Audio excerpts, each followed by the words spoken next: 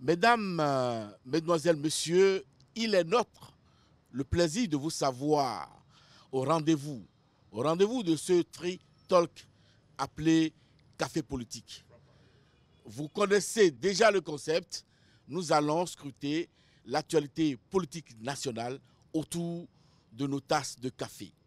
Et pour ce faire, bonsoir Agapite. Bonsoir Distel, plein d'énergie. Oui, c'est la beauté de vos micros ce soir qui me donne de l'énergie. Qui marie avec ton Tout à fait, c'est ce que je remarque. Dans cet exercice de ce soir, nous allons recevoir un ancien directeur de la programmation de la prospective. Il est ingénieur statisticien économiste. Il a été au ministère des Travaux publics.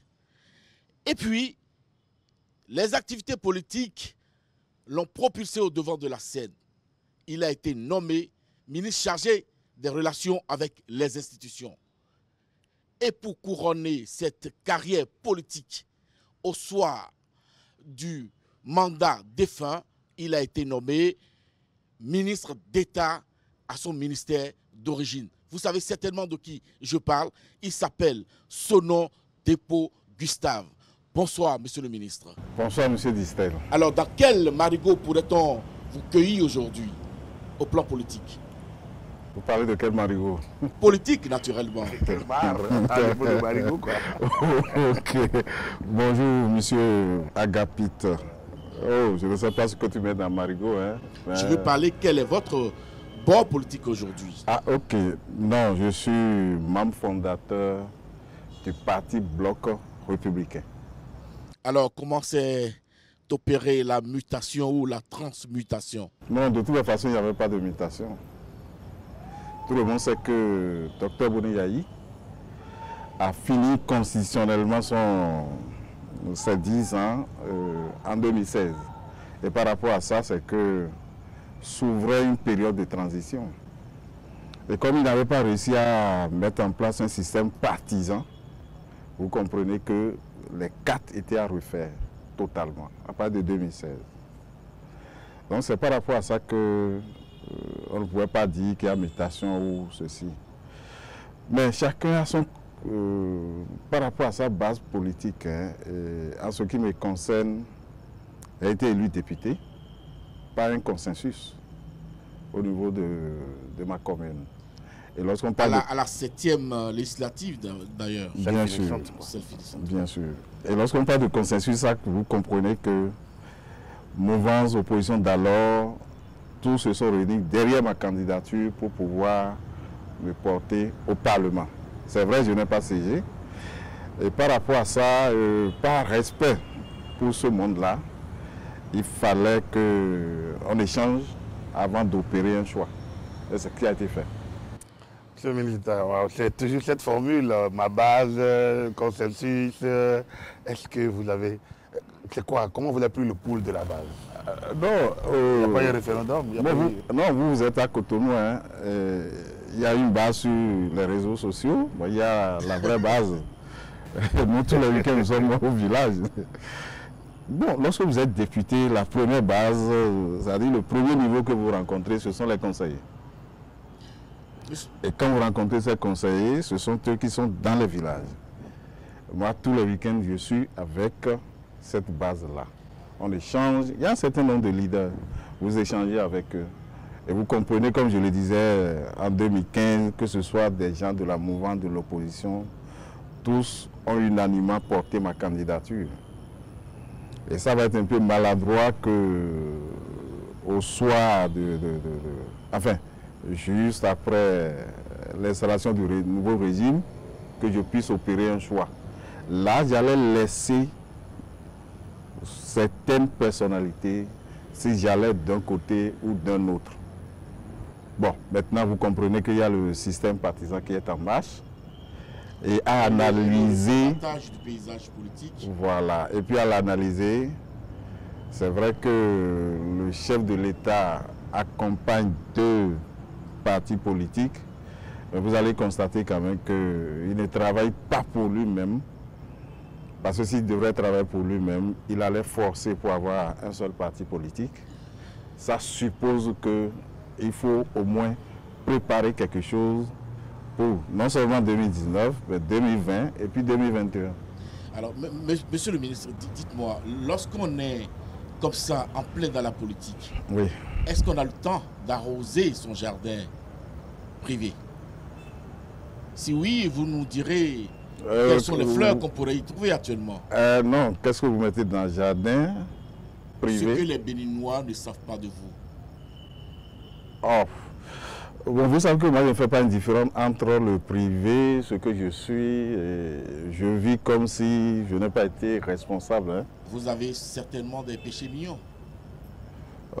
Bon, c'est à vous de détecter. un parmi les péchés, peut-être, c'est celui de lâcheur. Il y en a qui vous accuseraient volontiers d'avoir lâché votre mentor, Boni Yayi, quand même, qui vous l'a fait ministre d'État à la veille. D'abord, un secret. Comment devient-on ministre d'État à quelques jours de la fin du mandat? Ça, c'est un peu la digression. Et plus sérieusement, pour ceux qui vous attaquent comme lâcheur, que diriez-vous? Puisque le mentor est toujours là, il va, il vient, il parle, il anime, voilà. Le mentor était chef parti politique? C'était votre mentor? Non. Bon. Non. Bon, ceux qui ont cru un instant que j'étais leader, parce qu'on a tendance à dire que je suis un baron FCBE. Ce n'est pas une erreur d'appréciation. N'est pas ministre d'État qui veut. Surtout à quelque chose de la fin. Ça veut dire que c'est... Bon, seul lui pourra vous dire les raisons pour lesquelles il m'a fait ministre d'État. Je sais que je me suis battu. Est-ce que c'est en récompense par rapport à ça? Mais mes rapports avec Dr Boni Yayi ne sont pas des rapports politiques.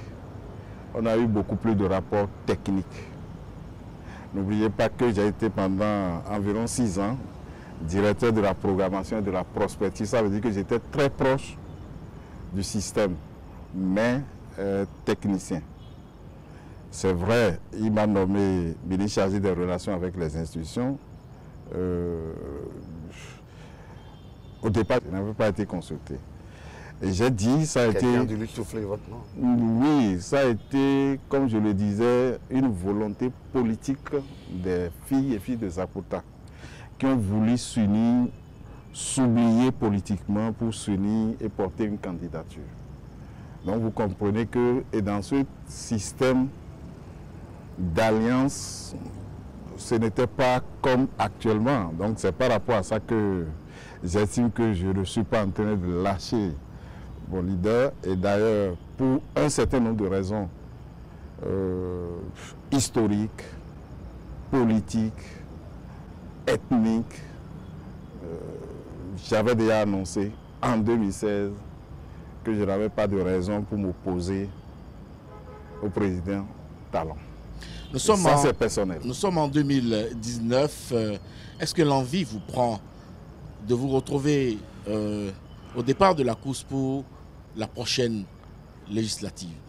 Bon, personnellement, je vous dirais non. Je vous dirais non. Mais retenez que désormais, je suis membre d'un parti politique. Et 2019, c'est une élection avec une liste. Et par rapport à ça, et par rapport au nouveau système partisan, un individu ne peut plus se lever pour dire je suis candidat, normalement. Ça veut dire que si vous voulez être candidat, soit vous êtes volontaire ou bien quelqu'un vous propose, et certainement un certain nombre de critères, vous allez passer un filtre et avant d'être retenu. Donc personnellement, je ne suis pas trop intéressé. Et si le parti républicain vous faisait appel? Non, c'est ce que je dis.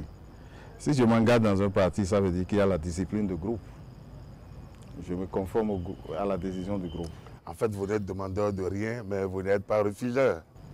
Oui, parce que mon problème aujourd'hui, c'est beaucoup plus construire l'unité que de...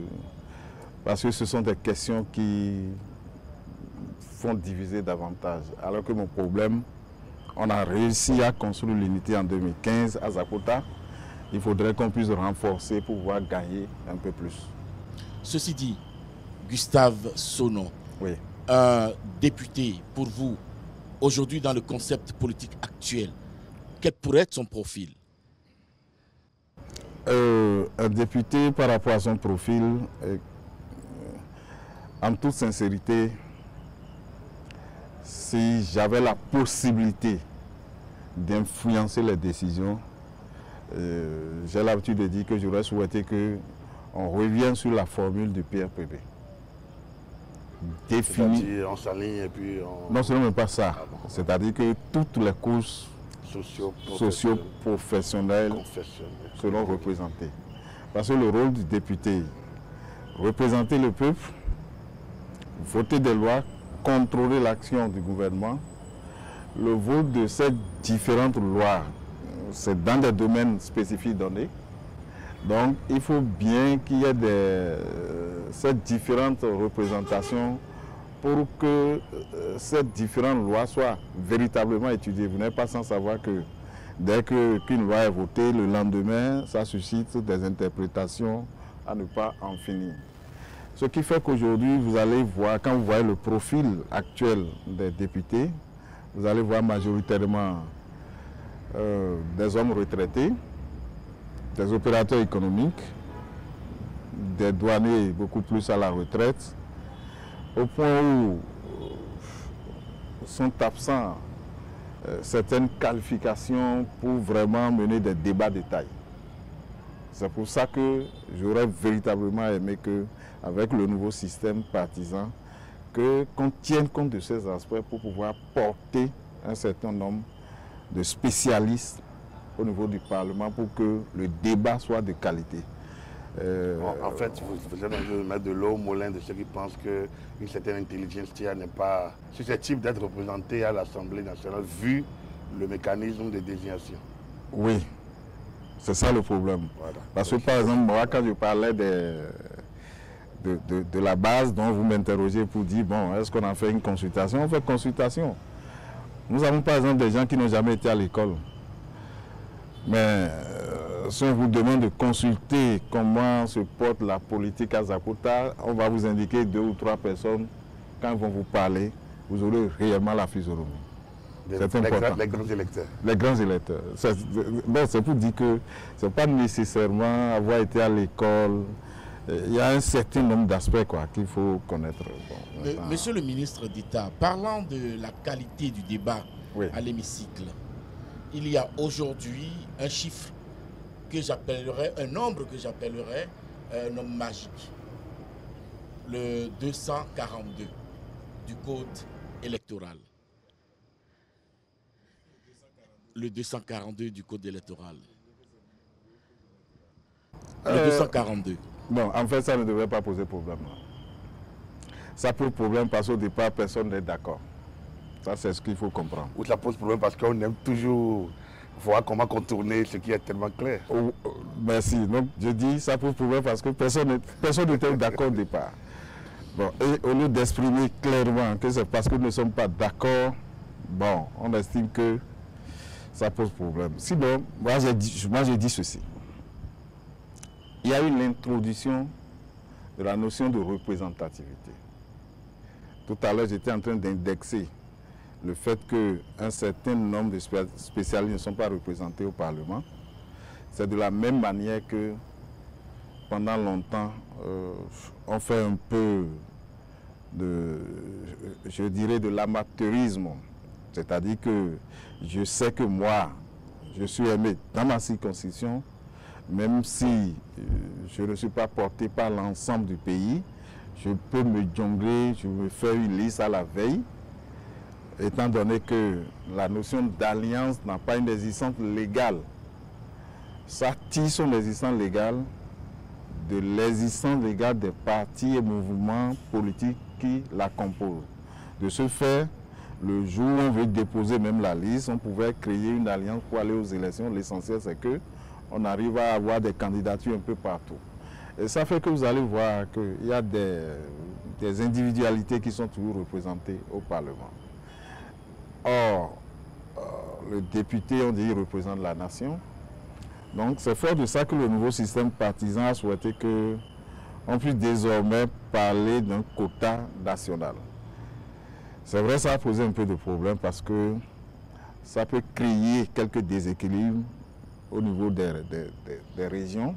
Comment ça? Oui, non, le déséquilibre au niveau des régions, c'est un peu ce que nous sommes en train de dire. Parce que malgré qu'il y ait cette mesure que j'appelle des contraintes pour qu'on aille au regroupement, vous n'êtes pas sans savoir qu'il y a toujours des individualités où les gens disent non, moi je peux aller seul, sachant très bien que c'est des personnalités qui ne sont connues que certainement dans une seule commune donnée. Ces personnalités ne dépassent pas une région donnée, ne dépassent pas parfois une commune donnée, mais pourtant vous dites non, mon parti est national, etc. Et aujourd'hui, la plupart de ces partis politiques constituent un réceptacle que j'appelle à ciel ouvert et qui recrute un peu les mécontents. Ils sont en chute libre. Oui, en chute libre. En de parachute, ouais. Donc, je trouve que il peut arriver par exemple que ces personnalités dans ces régions seront majoritairement portées par la population, mais à défaut d'avoir les 10%, nous pourrons passer par ce filtre-là. Donc c'est de ça que je dis, ça peut créer un peu de mécontentement. Mais moi j'ai dépassé ce débat. Aujourd'hui, par rapport à l'article 242 qui est un homme fétiche, qu'est-ce qu'on en fait? Souvent le législateur, c'est que le législateur en mettant le filtre se dit il ne faudrait pas que, en parlant de 10% pour être éligible, qu'on ne retrouve pas un parlement unicolore. Il peut arriver que ce soit un seul parti politique qui ait réuni les 10%. Vous comprenez? Si on s'en tient à ça, on risque d'avoir un parlement avec un parti politique. Donc c'est pour ça que le chiffre fétiche 4 a été introduit. Et on pourrait encore se poser la question, pourquoi 4? Parce que moi, quand je divise 100% par 10, je trouve 10. On aurait pu dire 10, parce que si on dit il faut avoir 10% pour être représenté, ça veut dire qu'au maximum, on aurait 9 partis politiques. Pour ne pas dire 10, c'est-à-dire que si chacun avait dit 10, on aurait 9. Pourquoi on n'a pas pris 9 et on prend 4? En tout cas, le législateur, j'ai dit, son esprit, c'était ça. Donc, je vois 3 schémas. Le premier schéma, le nombre de listes en compétition est inférieur ou égal à 4. Déjà, c'est quoi la compétition? Est-ce que c'est ceux qui sont en lice au départ de la course ou alors c'est ceux qui sont censés avoir atteint ou dépassé les 10%? Non, une élection c'est comme un jeu. Il faut d'abord que vous soyez candidat. Lorsque la Sénat va valider les listes, c'est le nombre qu'on a, le nombre en compétition. Clarification, c'est important. Oui. Ça, on a ce nombre en compétition. Parce que lorsque le législateur a voté, moi je suis gestionnaire de base de données, on a rapidement on a cherché à transcrire ça en un algorithme informatisé bien sûr, et c'est ça qui permet de générer les candidats pour dire voilà ceux qui sont élus, ceux qui sont élus. Donc c'est pourquoi je dis qu'il y a 3 schémas possibles. Donc le premier schéma, après la validation de la Sénat, pour dire, après étude du dossier et après contentieux s'il n'y a pas de recours, nous avons tel nombre de listes qui veulent compétir. Donc c'est le nombre de listes en compétition. Si ce nombre est inférieur ou égal à 4, c'est-à-dire on a 1, 2, 3, 4 au plus. On dit on va faire abstraction de 10% et on prend ces 4-là, on fait la répartition comme on le faisait de le faire. Le deuxième cas, c'est que le nombre de listes validées par la Sénat pour prendre part à la compétition, si ce nombre-là est strictement supérieur à 4, c'est-à-dire ça commence par 5 jusqu'à N, on peut avoir 5, 6, 7 jusqu'à 20. Dans ce cas, on a encore 2 sous-cas. Le premier sous-cas, c'est que parmi ces listes, combien ont pu obtenir, ont pu totaliser un pourcentage dépassant 10%. Si on en trouve au moins 4, c'est-à-dire 4, 5, 6, ça ne peut pas dépasser 9. Ce sont ces listes-là qui sont éligibles à l'attribution des sièges. C'est-à-dire que on efface toutes les autres listes et c'est seulement ces listes-là. Et comme chaque liste est tenue d'avoir des candidats dans les 24 circonscriptions électorales, l'attribution se fait entre ces listes qui ont dépassé les 10%. Le deuxième sous-cas, c'est lorsque le nombre de listes ayant dépassé les 10%, ce nombre-là est strictement inférieur à 4. C'est-à-dire, il peut arriver qu'on ait 0 liste ayant dépassé 10%, ou une seule liste dépassé 10%, 2, 3, voilà les cas possibles. Dans ce cas, le législateur a dit, il ne faut pas que la notion de 10% nous amène à avoir moins de 4 partis politiques au Parlement. Parce que la phrase dit sans que le nombre de partis politiques ne soit inférieur à 4. Dans ce cas, on prend les 4 premières listes. Aussi simple que bonjour, c'est ce que je comprends. Monsieur le ministre, dans le cadre de l'animation de la vie politique nationale, oui, est-ce que les formations politiques que nous avons aujourd'hui arrivent à expliquer tout ce que vous venez de dire là à leurs militants, ou bien ça reste une question d'élite? Peut-être qu'on va dire, est-ce que cette compréhension, elle est déjà même partagée par tous? C'est peut-être un point parce que oui, moi j'ai quand même une petite réserve à cette explication. Déjà, c'est pour ça que la notion de liste en compétition, la compétition commence quand? La compétition, comme je vous l'ai dit, comme je vous l'ai dit, il y a, c'est comme un jeu. Oui. Le jeu a lieu un jour. Très bien. Il y a des opérations avant ce jour, des opérations pendant ce jour et des opérations après. Les opérations d'après, ce sont la publication, les contestations et le règlement du contentieux. Oui. La compétition commence à partir de la convocation du corps électoral. Oui. Et ça, là, se fait par le gouvernement. Dès que le corps électoral est convoqué, la Sénat publie le calendrier des différentes tâches à exécuter jusqu'à la programmation des résultats. Donc, c'est là où ça commence.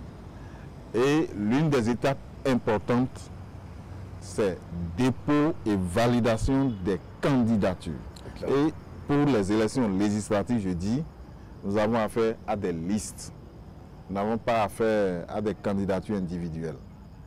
Donc, la Sénat, les gens viennent maintenant déposer les listes par circonscription.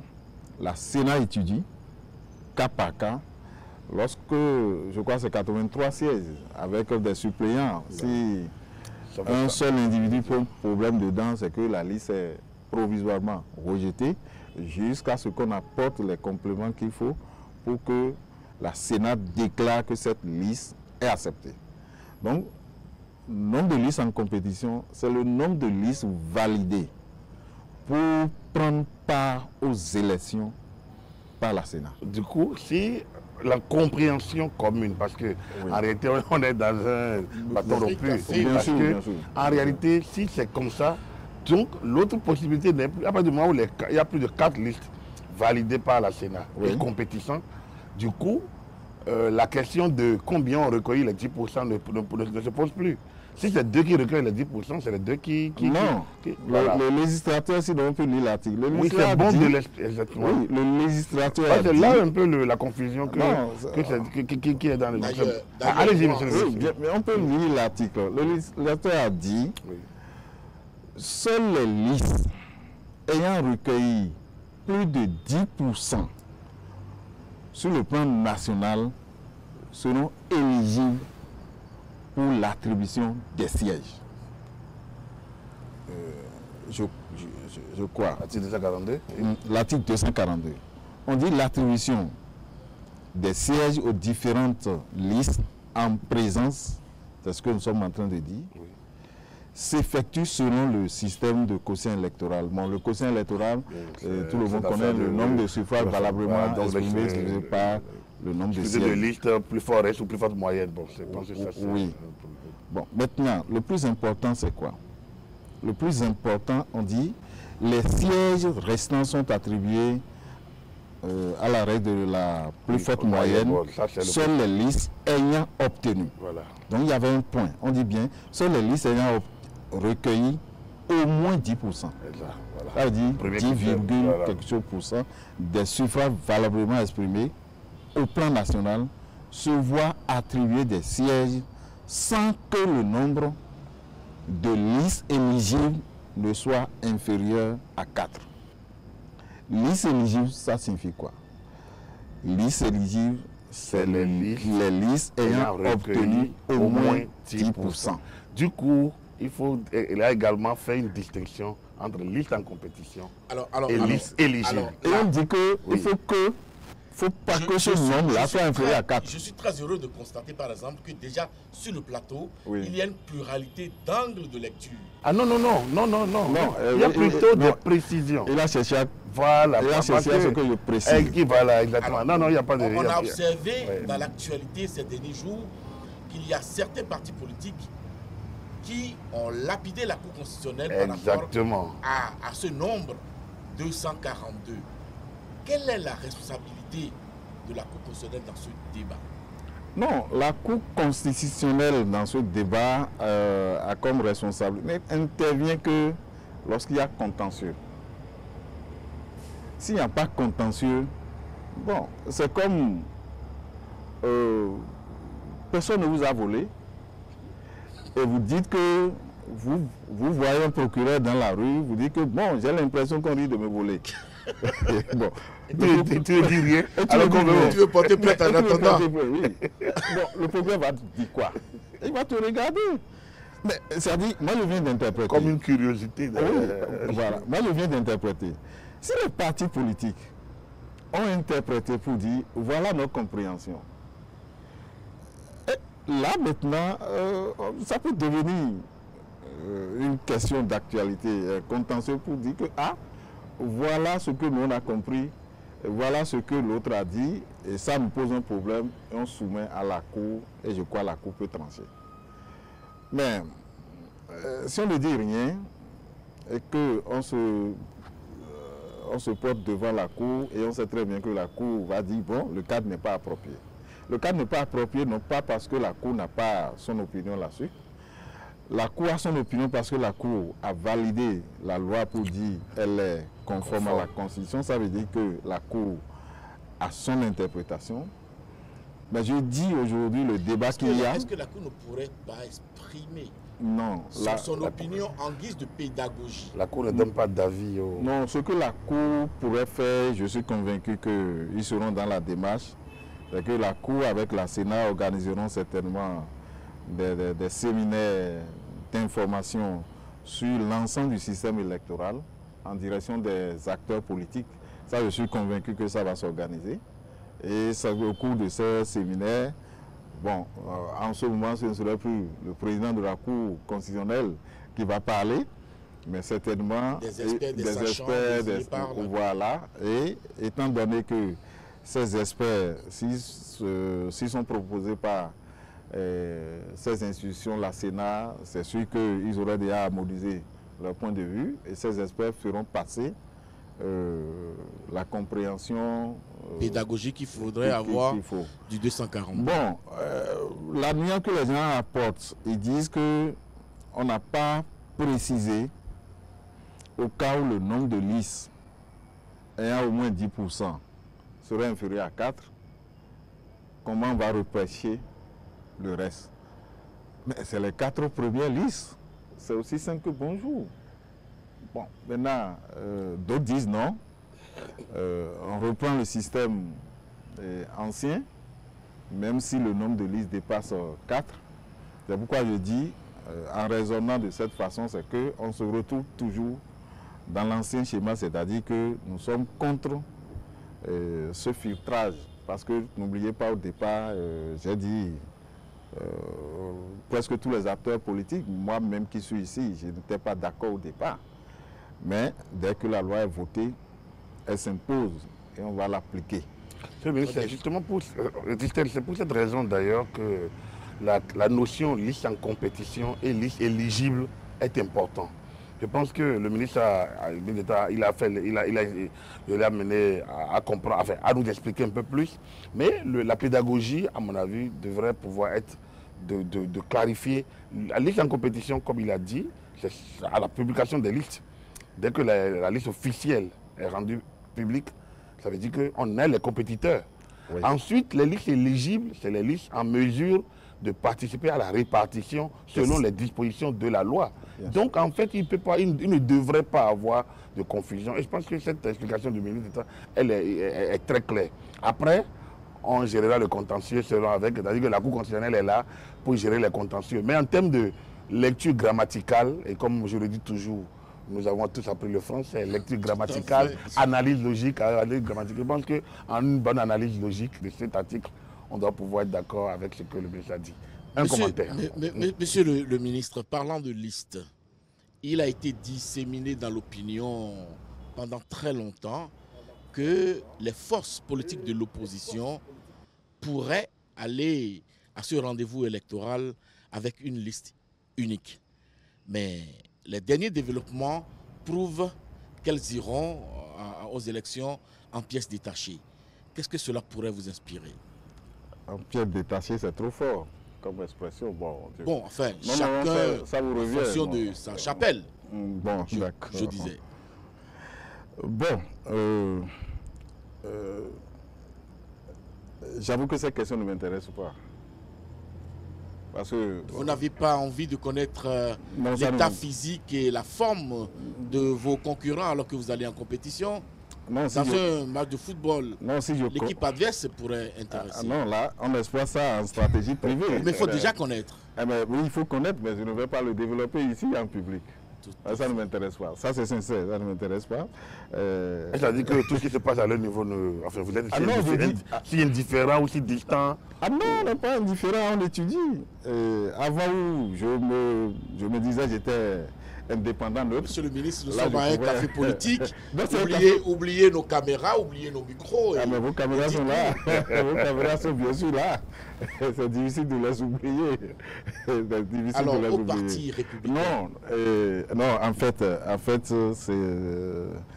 je crois que, pour ma part, c'est même une erreur de penser, dire qu'il faut aller aux élections ensemble. Et d'ailleurs, j'ai l'habitude de dire que si la casse politique s'entend, c'est au désavantage du peuple. Donc c'est mieux que les gens ne s'entendent pas. C'est à l'avantage du peuple. Et quand je prends notre camp, par exemple, si je suis venu dans le dispositif du bloc républicain, c'est lié au fait que je me suis rendu compte que le président Talon a cherché à accompagner un système partisan, mais n'a pas cherché à s'approprier. S'approprier, c'est quoi? Il aurait pu dire, je crée un seul parti politique. Il aura la majorité qu'il faut. Et le grand risque en ce moment, c'est que ce seul parti politique pourrait s'imposer. Et si ça s'impose, ça s'enracine, ça va devenir ce que nous avons l'habitude d'observer dans les autres pays où c'est pratiquement un parti unique. Et c'est que c'est dangereux. Donc c'est avec courage, et c'est pourquoi parfois je ne le comprends pas dans ces réformes, qu'il a dit bon, il a accepté 2 listes. Il avait même dit 3, il a accepté 2. C'est là où je dis c'est un faux débat qu'on fait à son encontre en disant bon, est-ce qu'il va... Non. Il le fait pour l'avenir. Pour la simple raison que j'ai l'habitude de dire au niveau des Républicains que c'est l'heure de travailler pour que à la succession du chef de l'État, le nouveau président soit issu des Républicains. L'autre disait que c'est des forces progressistes. Et pour 50 ans non, justement. aucun, dans ce dispositif, c'est un peu ce que je dis, ne pourra chercher à prendre pour 50 ans. Ne pourra prendre vraiment le pouvoir pour 50 ans. J'aurais peur si vraiment le président avait dit, bon, je veux un seul parti politique. En ce moment-là, je pourrais dire, ça pourrait prendre pour 50 ans. Mais à l'heure actuelle, ne soyez pas étonnés si un jour, vous allez voir à une compétition donnée, peut-être que quand le président Talon ne sera plus là, que l'un des deux partis républicains ou progressistes se compose avec l'opposition pour pouvoir prendre le pouvoir. Ça veut dire quoi? Celui qui a pensé de cette façon ne l'a pas fait dans son intérêt. Et ne l'a pas fait dans le système partisan d'avant. Le système partisan d'avant, bon, j'ai les moyens, je crée mon parti, vous venez, et je décide. Ou vous allez à la rivière ou vous allez au chômage? Au chômage, point. C'est pourquoi, au niveau des opposants, bon, moi je trouve que j'étais un peu étonné quand ils parlent de liste unique sans se constituer en parti politique. Ça a l'air comme un peu une tricherie. Parce que ça suppose qu'ils sont toujours dans l'ancien schéma. Ou à la veille, bon, on se retrouve. Parce que cette fois-ci, maintenant là. Chacun son dossier en poche. Oui. En fait, dans le sac. Oui, les alliances ne sont plus de mise actuellement. C'est ce que disait Oui, c'est ça. Les alliances ne sont plus de mise. Mais les gens disent à la veille que, bon, ils sont dans le schéma de liste unique. Vous voyez que c'est un peu compliqué. Comment ça va se faire? Est-ce que les candidats vont dire, bon, je démissionne de mon ancien parti pour entrer dans le nouveau? C'est pour ça que j'avais dit que je ne voulais pas me prononcer là-dessus. Alors, au niveau du parti républicain, quelle est la place que vous entendez concéder à la jeunesse et aux femmes? Ah non, pour le moment, c'est le meilleur parti où la jeunesse est représentée. Sans blague. Non, c'est pas affaire de sans blague. Non, ça dit que... Non. Non, c'est pas ça, c'est sincère. Et bon, je pourrais dire que ça me pose un peu de problème, tout simplement parce que vous allez constater que les républicains étaient portés par les dynamiques unitaires. On avait retrouvé les anciens barons de l'ancien régime, beaucoup plus ressortissants du Nord, contrairement aux progressistes où ils sont des anciens ressortissants du Sud. Maintenant, vous allez constater que aux dynamiques unitaires se sont ajoutés maintenant les jeunes. N'oubliez pas que la candidature du président Talon avait été beaucoup plus portée par les jeunes. Donc, quand vous prenez le Sud, c'est majoritairement ces jeunes. Et parmi ces jeunes, il y a également les femmes qui portent plus ce parti. Donc c'est pour ça que ça fait un peu... Ça réalise l'unité nationale dont on parle, dans ce parti-là. Ce qui reste à faire, et j'ai l'habitude de le dire, c'est qu'il ne faut pas que nos ambitions personnelles prennent le pas sur l'intérêt général. Et qu'on ne cherche pas à dire je dois être absolument candidat, sinon, bon, tout doit capoter. Si on arrive à faire taire cette divergence, je crois qu'on fera une liste. C'est le mal qu'on pourrait vous souhaiter. Oui, est-ce que vous avez des inquiétudes juste sur cette question? Juste un mot parce qu'il veut poser une question. Est-ce que vous avez des inquiétudes que ce mal qui est un peu héréditaire dans le pays ressurgisse par ailleurs? Non, ça existe. Vous savez que pour guérir un mal, l'essentiel c'est d'éviter que le mal arrive. Mais quand ça vient, pour traiter, il faut du temps pour que ça parte. Alors, on a vu dans ce pays, par le passé, pendant la période électorale, des rapports tumultueux entre l'institution fêtière chargée de l'organisation des élections, notamment la Sénat, et le pouvoir en place. Aujourd'hui, on a comme l'impression que le gouvernement du président Patrice Talon mesure, n'est-ce pas, la portée de ces échéances qui nous attendent et joue son rôle. Quelle lecture en faites-vous? Non, la lecture, c'est à deux niveaux. Il faut dire que depuis 2016, le gouvernement a imprimé une certaine rigueur. On a tendance à dire, ah, quand il décide, il ne fléchit pas. Il ne suffit pas d'être impopulaire. Et puis, bon, il est souvent trop direct et véridique, même si ça se retourne contre lui. Pendant longtemps, on a tendance à croire que, bon, il y a des lois qui ont été votées, on insultait les députés, mais le jour où il prend la parole, il dit non, j'ai partagé l'idée avec eux. Je suis l'auteur, je suis l'initiateur. C'est courageux. C'est courageux. C'est ce que je peux dire par rapport à cette question. Alors nous allons amorcer la descente de cette émission. Donc l'atterrissage est pour très bientôt. Mais dites-moi, lorsqu'on va enlever le concept fils du terroir, est-ce que Gustave Sonneau pourrait faire la politique? Non, là je n'ai pas bien perçu la question. Lorsqu'on va vous déplacer de votre fief, comme on le dit, oui. Lorsqu'on va supprimer la notion des fiefs au Bénin, est-ce que les politiciens pourraient exister dans notre pays? Non, ça va être compliqué. Parce que pour faire un grand ensemble, il faut des sous-ensembles. Vous partez d'abord d'une cellule familiale, d'un village. La cellule technique qui parle. Ah oui, non, vous partez d'abord d'un village. Il faut que vous soyez d'abord aimé dans votre village. Ensuite, voir ce que vous apportez à la commune, et arrondissement, commune, département, avant de voir au niveau national. Ça va être compliqué.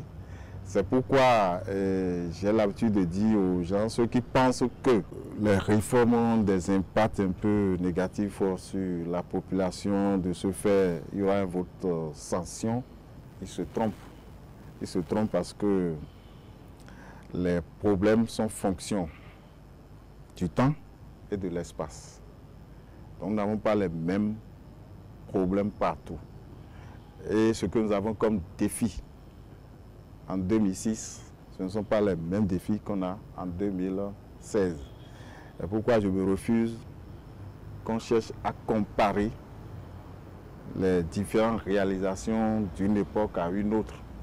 Parce que si je prends un exemple, si le déficit en infrastructure sanitaire en 2006 est criard et qu'un régime a comblé, le nouveau régime va chercher à maintenir.